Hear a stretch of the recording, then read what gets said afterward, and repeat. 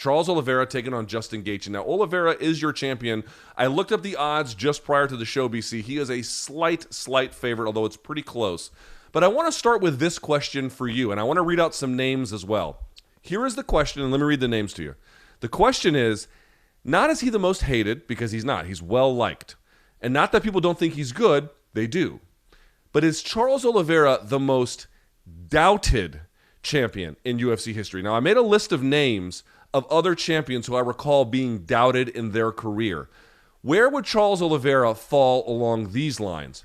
Tim Sylvia, Carla Esparza, Tyron Woodley, Matt Serra, Jermaine Durandamy, Benson Henderson. You could add Nico Montano in there, but she was more like reviled than doubted. There's a sort of a slight difference.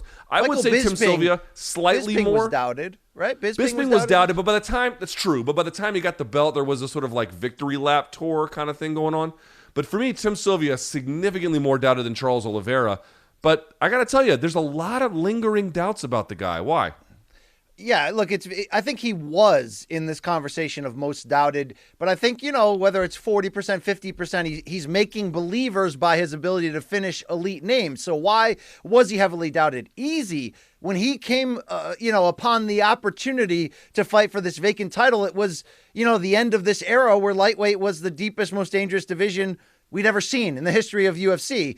And he didn't have to beat the champion, Khabib Nurmagomedov, to get that belt. In fact, Luke, when they booked that interim title, vacant title bout, whatever you want to say, those weren't even the two preferred choices at that moment, with Poirier having reportedly turned down, a title shot to face Conor twice. So that's going to always be where you're a paper champion or you're not the real champion. I mean, look, even Daniel Cormier was not considered to a lot of people as the real light heavyweight champion because he never beat John Jones. But you now have to start to ask yourself, how quickly has that changed, and what would a victory over someone as dangerous as Justin Gaethje do to maybe completely change that? Luke, I hadn't thought of it before, but sometimes you get into some good Slack debates with your teammates or coworkers. And I was on the CBS Sports Slack machine watching from a distance a nice little debate. Shaq, Brent Brookhouse, Brandon Wise, our boys going, Khabib has such a great case for goatdom, retiring unbeaten on his own terms. But, he didn't always get to fight everyone we wanted to. His reign wasn't as long as we would have liked to. What about the reign that Charles Oliveira could be putting together if he adds this victory over Justin Gaethje? You wouldn't say on paper, is he a leader or maybe in the running for greatest lightweight champion of all time? Yet if he gets this victory and you just look at the victories in title fights in this current run, dude, I know Charles Oliveira can get doubted because he takes big damage in fights in order to finish folks. And that's a true statement. But dude, he's putting together something so special so quickly that we're even having these debates I'm talking about, that I think the idea of is he the most overlooked or underrated or whatever champion that you started off the question, that's going away. And Luke, I think it's going to be gone if he beats Gaethje because, dude, this is a killer lineup. Chandler, Poirier. I mean, who did he fight before that? I'm forgetting. Ferguson. So this is the win streak. He lost to Paul Felder in 2017. All right, fair enough. Then he beat Clay Guida, Christos Giagos, Jim Miller, David Tamer, Nick Lentz, Jared Gordon, Kevin Lee, Tony Ferguson, Michael Chandler, Dustin Poirier. And remember, you could say, Poirier and Chandler are only the two toughest names that he fought. All those other guys were, lesser than. Right, but he finished both of them. So he would have a win streak that would be at what number? Do you know that offhand if he wins this? 1, 2, 3, 4, 5, 6, 7, 8, 9, 10. This will be 11 if he gets it. So that's fucking insane. Huge to begin with. That puts you in the top 5 probably in terms of longest win streaks in this company's history. And now your 3 title wins would be Chandler, Poirier, and Gaethje after already having beaten Ferguson. No, you didn't get to fight Khabib. I'm sure I could sit by the fire for years and wonder if Charles Oliveira against prime Khabib, what it would have looked like now that we know Charlie Olives is this good. But Luke, the whole point is you can only fight who's available to you. He's fighting these guys and he's finishing them. Do you agree with me, Luke, that if he does this one more time against Gaethje, that conversation you started with is yesterday's news, bro. Go give that shit to GDR. That ain't what Charlie Olives is becoming all about. I mean, it's a great point that you raise because if you look at the title reigns of the other guys. Jens Pulver, long time ago, certainly well respected, but I wouldn't put it on the level of what Charles Oliveira is doing. Sean Shirk was good, but again, an early prototype, and he also fought at welterweight and had some success there. BJ Penn is a much bigger name, but the quality of the title defenses I don't think would be as high, again, if you're adding Gaethje to the list. Then you have Edgar and Henderson.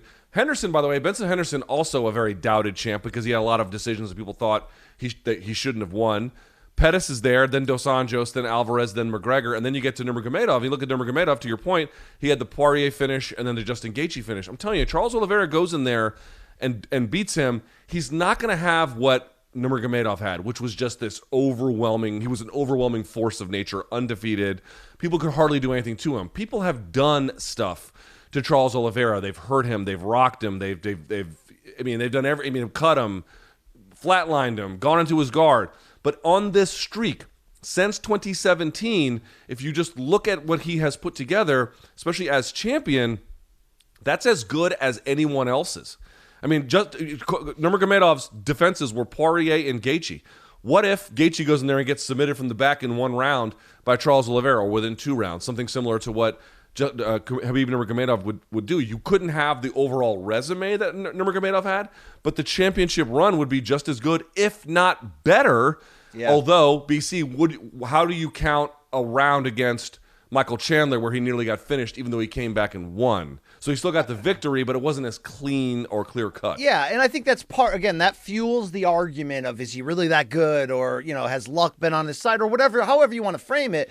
But again, if it's this many names in a row and he's finishing them, what you're watching obviously is a great story, but you're watching somebody whose career resume may not compare to Khabib, as you just mentioned, but their absolute prime resume is becoming impeachable. It's becoming insane.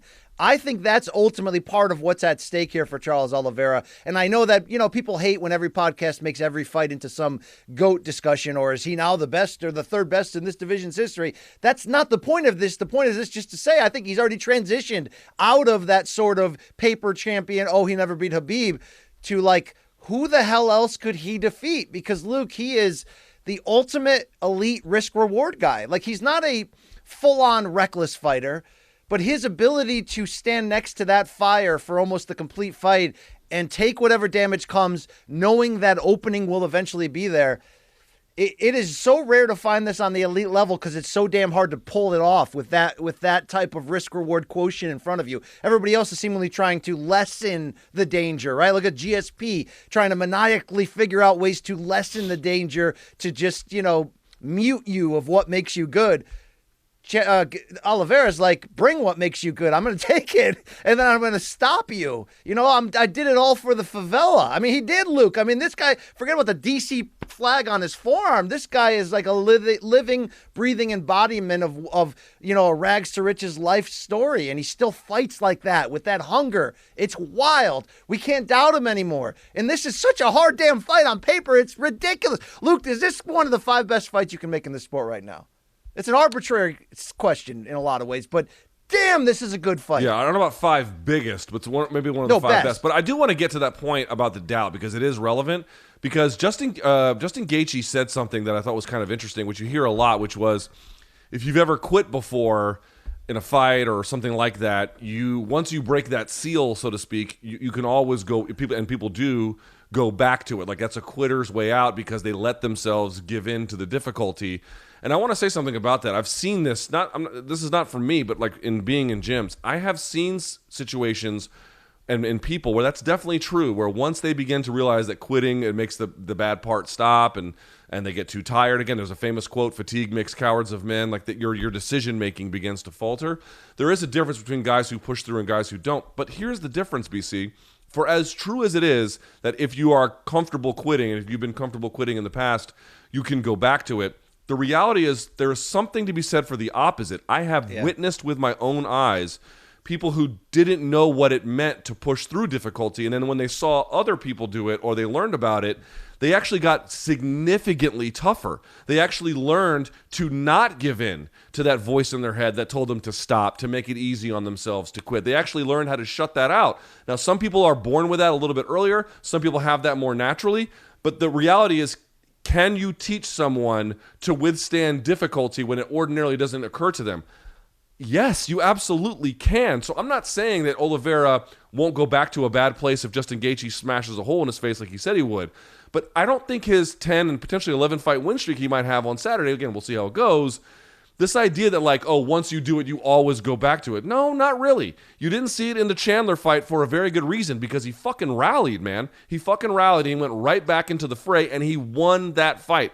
A quitter wouldn't have done that. So I want to be clear about that. It is true people who quit will go back to it a lot. But it is also true that you can learn how to steel your mind. And I think that's the veteran side of Charles Oliveira making up the difference.